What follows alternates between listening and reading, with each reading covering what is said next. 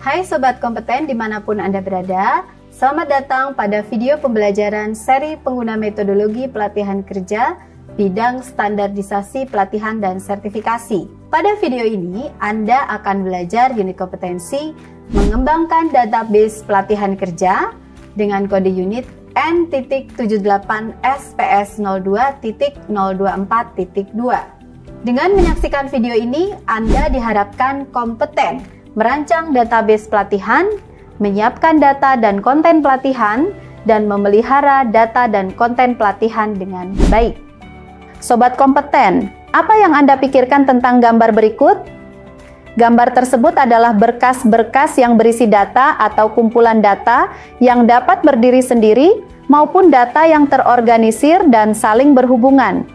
Dalam mengelola pelatihan menggunakan Learning Management System atau LMS, dibutuhkan data peserta, instruktur, nama pelatihan atau kelas, materi pelatihan, penugasan, dan kuis ataupun tes. Data-data tersebut perlu diorganisasikan ke dalam bentuk basis data atau dapat disebut database agar mendapatkan data yang terstruktur sesuai kebutuhan Learning Management System. Ketersediaan database pelatihan yang baik akan memudahkan dalam pengelolaan maupun dalam pemeliharaan. Apa yang dimaksud dengan database pelatihan? Database pelatihan adalah kumpulan data pelatihan yang dibuat secara terstruktur dan kemudian disimpan secara terpadu dalam suatu sistem yang dapat diakses dan dikelola oleh pengguna. Data yang disimpan dalam database biasanya terorganisasi dalam tabel atau relasi dan dapat diakses dan diubah dengan menggunakan bahasa pemrograman data seperti SQL. Database pelatihan kerja merupakan bagian dari Learning Management System atau LMS.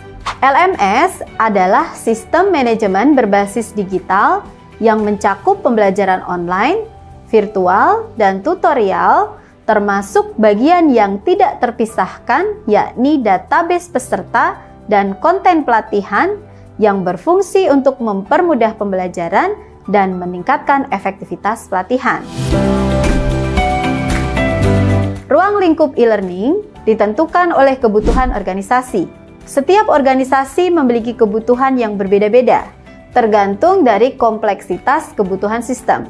Secara umum, suatu LMS atau Learning Management System dari sisi pengguna atau peserta pelatihan dapat melayani pendaftaran akun, pemilihan jenis pelatihan, progres pelatihan, pengerjaan kuis atau tes, dan pencetakan sertifikat pelatihan. Adapun dari sisi admin atau pengelola pelatihan dapat melayani persetujuan pendaftaran akun, pembuatan jenis pelatihan, pengisian materi atau konten pelatihan, pembuatan kuis atau tes, dan penonaktifan atau penghapusan pelatihan. Berikut adalah langkah-langkah umum dalam membuat kerangka database. Pertama, pahami kebutuhan data. Tahapan ini dilakukan dengan cara melakukan analisis kebutuhan database untuk menjawab pertanyaan 5W1H. Kedua, membangun model data. Kunci yang harus Anda perhatikan pada tahapan ini adalah memilih model, membuat entitas, dan menentukan atribut.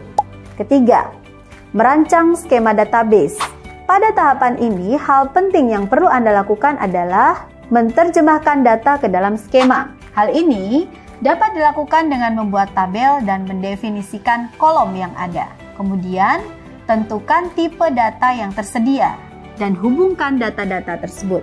Keempat, dokumentasikan kerangka database. Dokumentasi harus menjelaskan tujuan database, model data, skema database, dan constraint. Simpan dokumentasi di tempat yang mudah diakses oleh semua pihak yang terlibat dalam pengembangan dan penggunaan database. Ada berbagai jenis perangkat lunak database yang tersedia, masing-masing dengan kelebihan dan kekurangannya. Berikut beberapa jenis yang paling umum. Pertama, Relational Database Management System atau RDBMS. Ini merupakan jenis database yang paling populer dan banyak digunakan. Merupakan tempat penyimpanan data yang terstruktur dalam tabel yang terhubung satu sama lain. Contohnya adalah MySQL.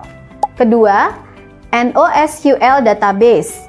Merupakan tempat penyimpanan data yang lebih fleksibel dan scalable dibandingkan RDBMS.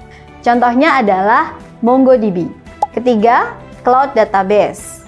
Ini merupakan jenis database yang di-hosting di cloud computing. Contohnya adalah Amazon, AWS, dan Google Cloud SQL.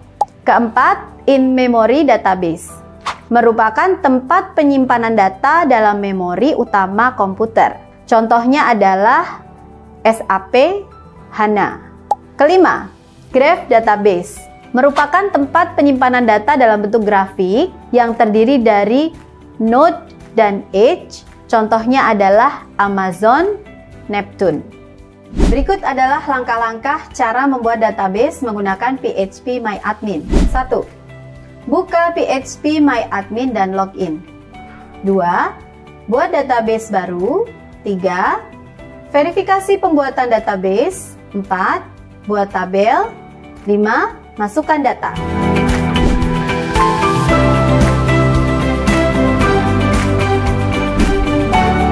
Data adalah kumpulan fakta, angka, simbol, atau informasi yang belum diolah atau diinterpretasikan.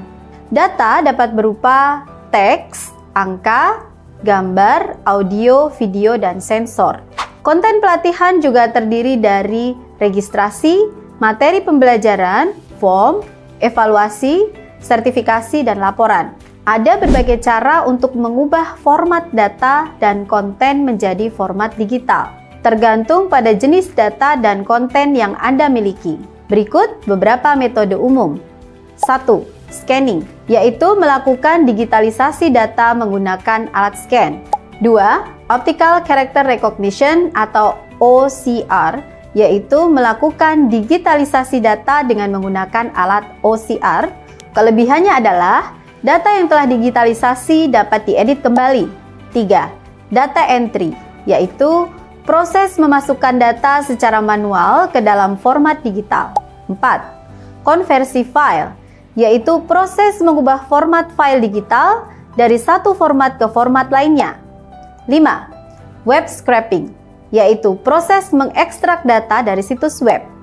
6.